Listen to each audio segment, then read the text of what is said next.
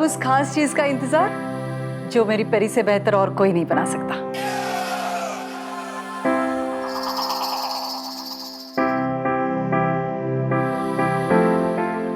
अब पर ये सब खाने से पहले मैं आप सब लोगों से कुछ टेलिंग करना चाहती हूँ।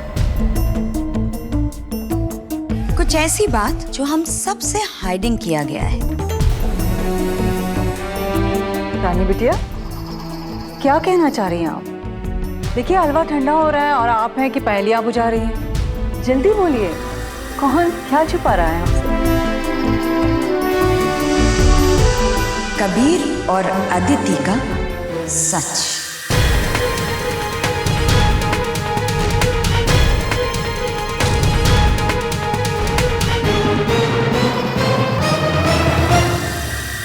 हेलो कबीर, ये आपने अच्छा नहीं किया।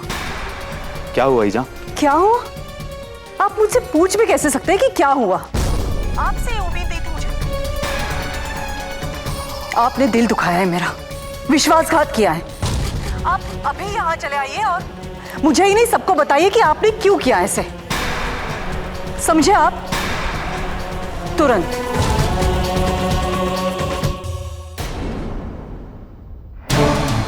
क्या बात हो सकती है? कहीं ईजा को सच तो नहीं पता चल गया?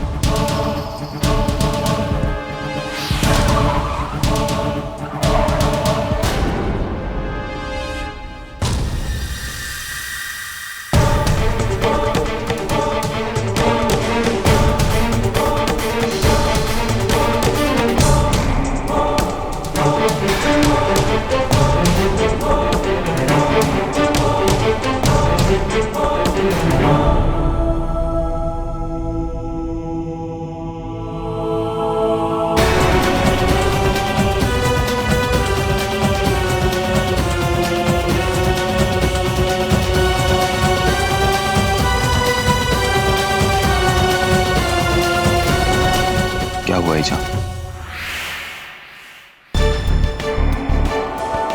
जैसे कि आप जानते ही नहीं। आप मुझे समझाइए कि आपने क्यों किया ऐसे।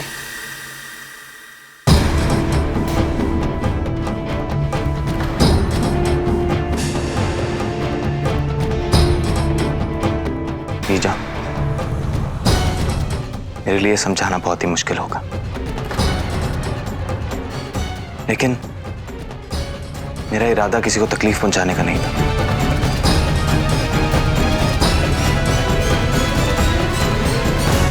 एक्चुअल में क्या हो रहा है यहाँ पे? देख के तो लगता है कि कबीर की क्लास ली जा रही है। जब अदिति का एक्सीडेंट हुआ, मैंने सोचा भी नहीं था कि, और फिर मुझे और कोई रास्ता भी नहीं सूझा। कोई रास्ता नहीं सूझा? कोई भी नहीं? कबीर, अनपढ़ लोग भी जानते हैं कि जब तकलीफ ज्यादा होती है तो डॉक्टर को दिखाना चाहिए।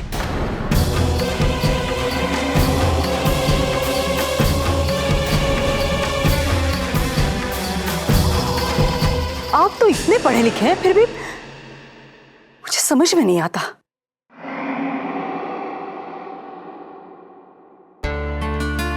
आप समझाइए मुझे कि आपने ये बात हमसे क्यों छुपाई। जानते हैं कितना खराब लगा मुझे। मेरी बेचारी परी इतने कष्ट में रही होगी और मैंने उन्हें हलवा बनाने के लिए कह दिया। कबीर, आप अभी इन्हें डॉक्टर के पास ले जाइए और इनकी पेट दिखवाइए। कबीर, आप भी ना जमीन पे सुलाइए, ये थोड़ी ना इलाज होता है। पर ईजा, दिल्ली वाले डॉक्टर ने कहा है कि अदिति को जमीन पर सोने से ही आराम मिलेगा। गद्दे पे सोने से मना किया, तो मैं क्या करता? अगर ऐसा है तो आप भी परी के साथ जमीन पर ही सोइए।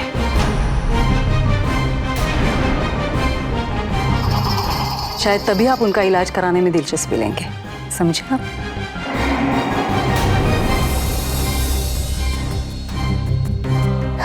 ये तो अच्छा हुआ कि रानी बिटिया ने मुझे बता दिया, वरना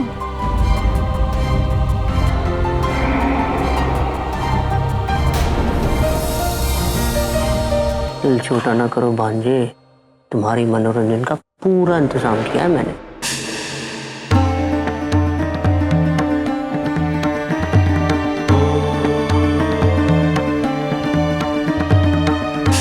मतलब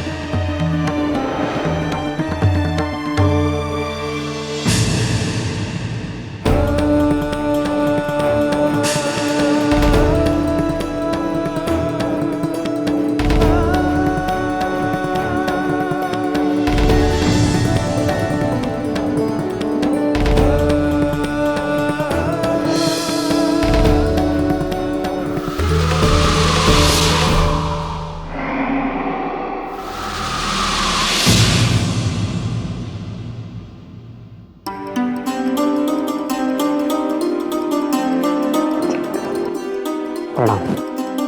अरे अरे अरे पहले ये को तो स्वागत करने दो। गुरु माँ, ईश्वर तुम पर और तुम्हारे सारे परिवार पर सदा कृपा दृष्टि बनाए रखे। मुझे विश्वास है कि ईश्वर ने वो कृपा दृष्टि बनाई हुई है, वरना आप बिल्कुल उसी समय कैसे पधारती जब आपके आशीर्वाद और मार्गदर्शन की हमें सख्त जरूरत है। इसका श्रेय तो तुम्हारे भाई साहब को जाता है। मैं माता के दरबार में ध्यान में थी, ये वहां आए मुझे ढूंढते ढूंढते और बोले कि तुम्हें मेरी आवश्यकता है, मुझे आना ही होगा, और मैं आ गई। भैया, आप नहीं होते तो मेरा क्या होता? आप तो अपने आप से ज्यादा मेरे बारे में सोचते रहते हैं। जब देखो दीदी दीदी। मान गए मामा, क्या चाल चली है तुमने। अब गुरु माँ आ ही गई है तो बिना मिसेस अदिति जायसवाल का हाथ पड़े यहाँ से जाने वाली, और हाथ पड़ने के लिए दस्तानों का उतरना जरूरी है। और वैसे भी गुरु माँ को मना कौन कर सकता है। मैंने कहा था ना भांजे, तुम्हारे मनोरंजन का पूरा इंतजाम किया है।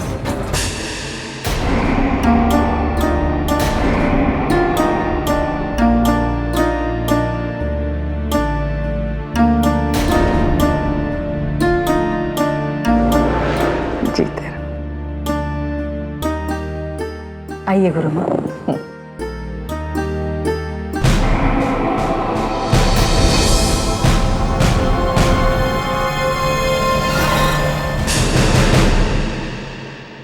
आइए गुरु माँ।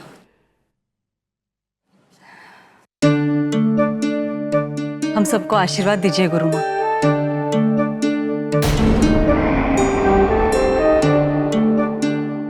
गुरु माँ, द ब्लेस्ड। जो खोया है वो कभी तुम्हारा था ही नहीं।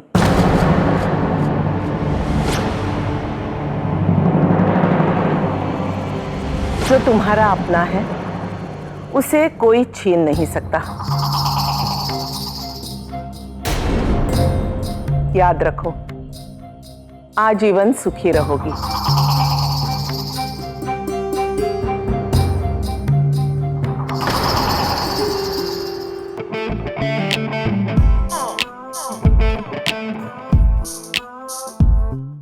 खुश रहो।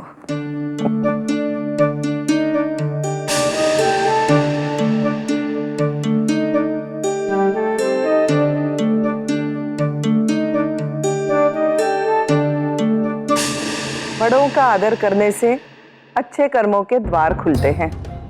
पिता की अनुपस्थिति में बड़ा भाई पिता समान होता है। उनका उसी भांति आदर करो, आजीवन प्रगति करोगे।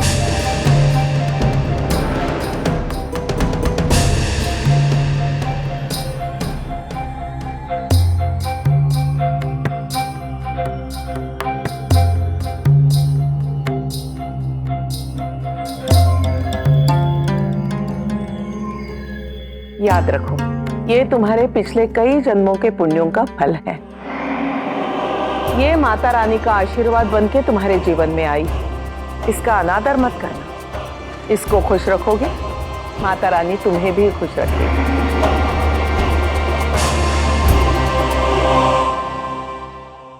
सुखी रहो। आपसे तो कुछ छिपा नहीं है गुरु माँ। ऐसा लगता है कि हमारे चेहरे को देखकर आप मन की गहराइयां भाप लेती हैं। सुखी रहो। प्रणाम।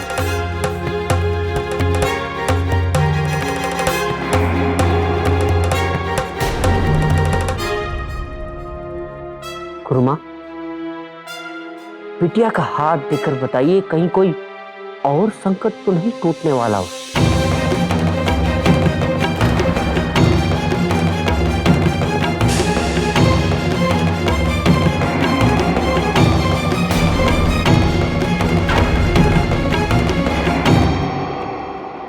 अरे गुरु माँ इतना लंबा सफर तय करके आई हैं और आते ही उनको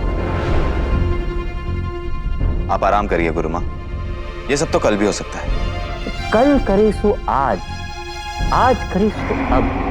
क्यों गुरु माँ? तुम्हारे मामा जी ठीक कह रहे हैं। मैं इतनी दूर से केवल इससे मिलने आई हूँ, फिर कल तक प्रतीक्षा क्यों? आओ बेटी, बैठो।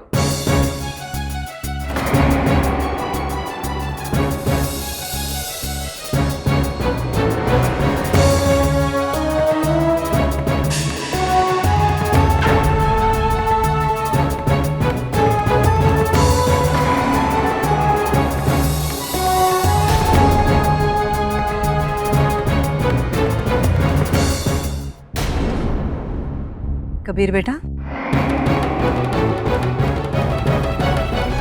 गुरु माँ, पिछले 6 महीनों में बहुत मुश्किलों से गुजरी है ये। बहुत कष्ट झेले हैं इन्होंने।